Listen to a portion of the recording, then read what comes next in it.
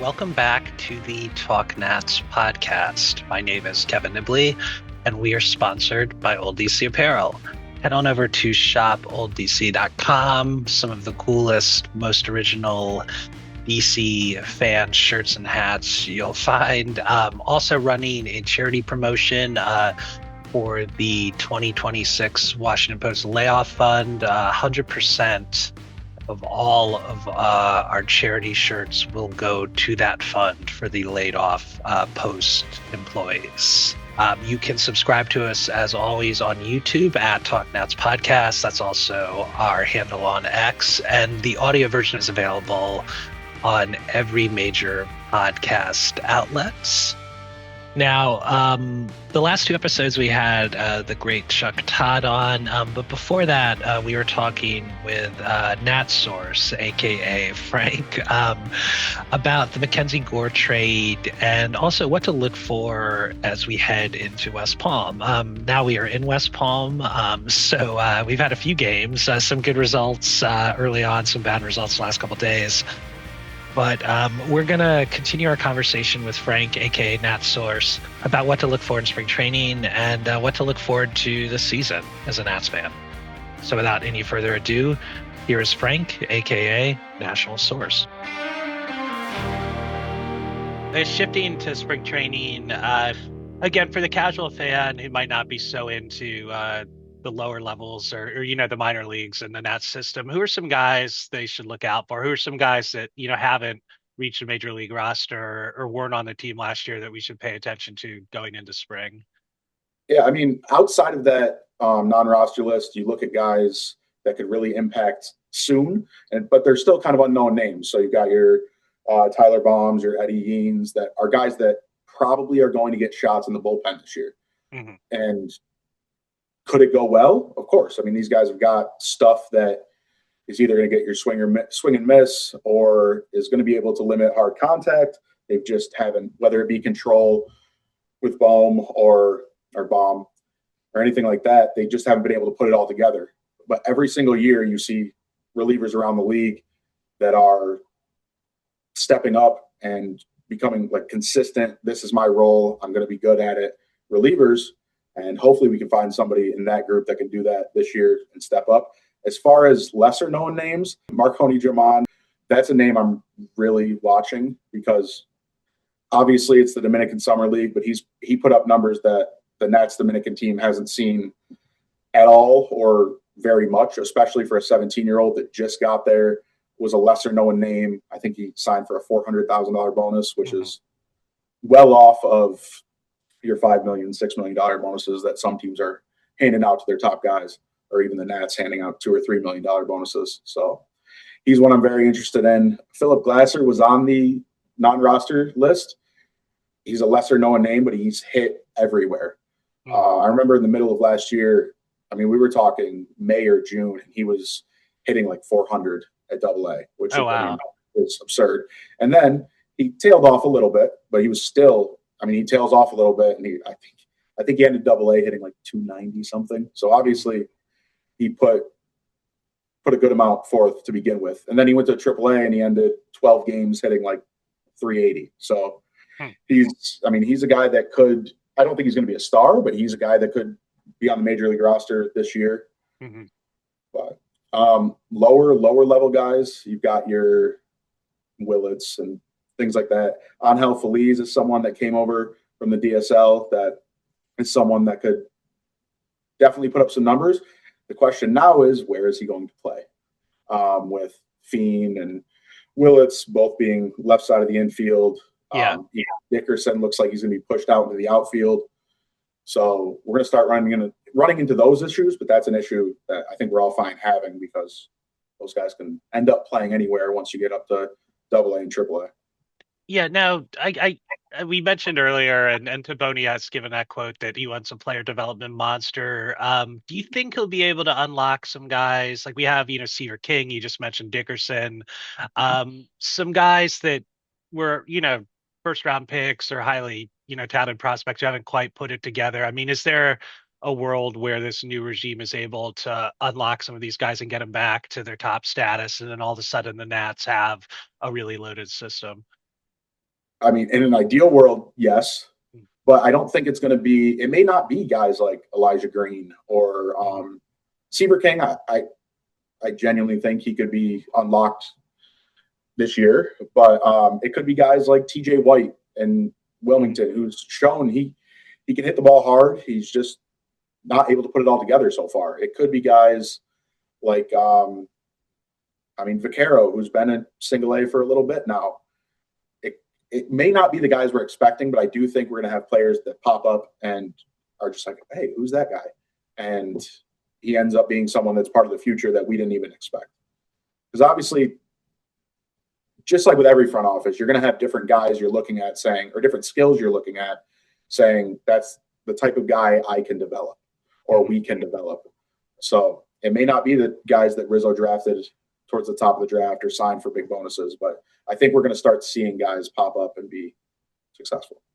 How do you feel about the Nats rosters that currently stands? Do you think they're going to stand pat with what they have? There's going to be teams that let guys go that Timoni may like and bring in, and who knows how they end up with us.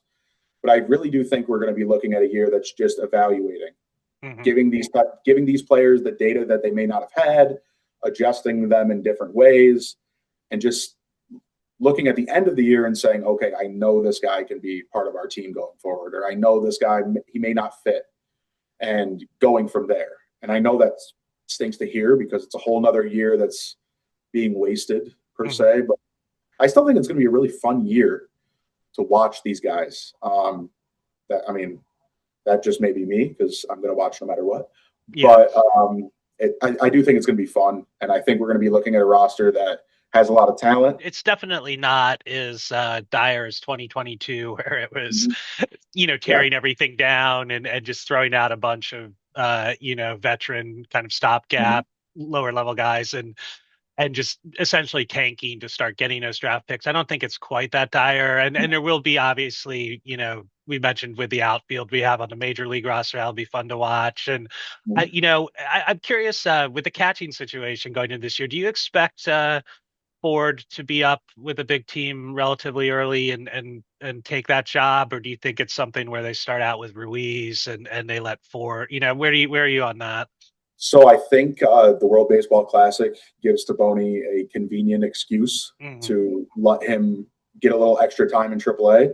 Hmm. I don't know if he's going to be using as much time to maybe add a year to his contract or things like that. Because I mean, obviously, there's a whole lot that goes into those discussions. But I do think that's going to give him some time where we're looking at Ruiz, Mickey Gasper, somebody up there, Millis, somebody up there that's going to be getting a little time. And then I do think we'll see Ford early May, Yeah, yeah. something like that. Yeah. And I think once he's here, I think the goal is going to be for him to be the main catcher going forward. I know Ruiz is already a sunk cost. Do you think they keep Mhm. him as the backup in the situation, or would that be a situation where maybe they either DFA him or they try to trade him for whatever they can get? Do you see them splitting it between Ruiz and Ford this year? I definitely see them splitting it between those two. I don't think Ruiz has the bat to potentially move him to first. Now, obviously, taking the whole catching load off of him, where he may not have to worry about pitchers, maybe he can move to first or DH and unlock a little more in that bat. But I also don't think we're looking at a situation where the learners are going to say, okay, let's just go burn that money and DFA him, Hmm. especially after they burnt a lot of money with the whole Strasburg thing. Um, so I think he's definitely going to be part of the team this year. And obviously, it hasn't gone great for him, but there's still some things to like, as weird as it is to say. He Yeah. can get the bat of the ball. Hmm. He just needs to do it at the right time or attack the right pitch or optimize what he's focusing on instead of just swinging because he knows he can make contact. Really, it's a little bit of a curse because he knows he can make contact with Yeah. almost anything, but the quality of that contact isn't really what you want it to be. Yeah, no, I agree. I always equate it to wiffle ball almost, where he's able to touch any baseball, but Mm-hmm. sometimes it almost looks like he's just sort of throwing his arms at it, not really getting his whole body, not driving it. Yeah, it looks Um, very wiffle ball esque at yeah, times. but he did have, it'd be interesting to see with him. For whatever reason, Rizzo and Davey liked to run him into the ground. That when he was Mm-hmm. healthy, they play him 6 or 7 games in a row before going to a backup. Maybe in a timeshare, because he has had a few hot streaks or a few periods where he's looked Yeah, the I part. mean, So maybe a you remember timeshare at the would beginning help. of the year last year. Hmm. At the beginning of the year last year, people were looking at him like, okay, maybe he found something. And then, yeah, I mean, he could definitely get run into the ground. So, like you said, maybe with a timeshare, he might be better off. And also, I think that'll probably be good for a guy like Ford as well. Just not going every single day. It's going to help everybody. Yeah, no, definitely. And now we're getting close to out of time, but just any other things you're looking forward to this season? Any other potential breakout candidates you see on the roster? I mean, if I could suggest anything for any Nats fan, I would make sure I have like the minor league side of MLB TV. I mean, it's honestly, it's fun. You turn on one of those games and you got somebody, I don't know, wearing like a blow up bear suit on the foul line doing some sort of weird game. Mhm. But it's a fun product to watch, first of all. But I think that's where a lot of our gains are going to be seen outside of the guys that we've already mentioned, like the Cruz and the Wood and the Lyle. I think that's where you're going to find the fun in Nationals baseball this year. So I would suggest people go out and do that. And then really, like I mentioned earlier, it's a lot of unknown, which I kind of like. Mhm. I can't say this player is going to pop off and be this prospect that's moving up everywhere. There's obviously guys that I'm looking at, like making some guys making their stateside debut. I always think that's interesting how they translate, especially with the DSL roster lately. We've had a lot more bats there that are looking like they can do something with German and Dashal Tejada, and Jose Feliz made his stateside debut pitching last year. I think he's a guy, if he could find a little more velocity, we're talking about an arm that is going to play a role in the future. He's just a pitcher. He's a good pitcher, but you look at him and he's lower 90s with his fastball, getting to 93, 94 sometimes.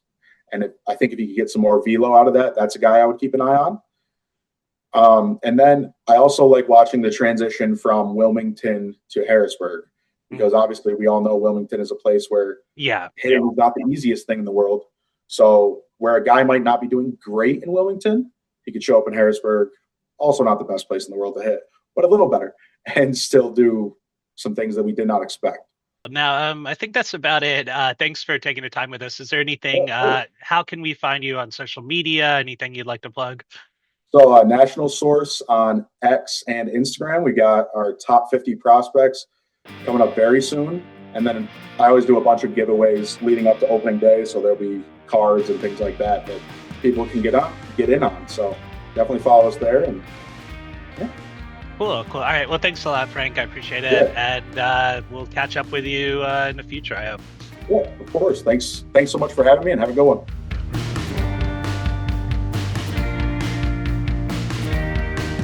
Okay, well, that was our episode. Some good stuff, some good nuggets. Marconi German talk. You're not going to get that on every podcast. Try finding that on Sports Talk Radio. Really thank Frank. He is just incredibly knowledgeable about all of the prospects, all of the guys we have in our system, and definitely appreciate his insights.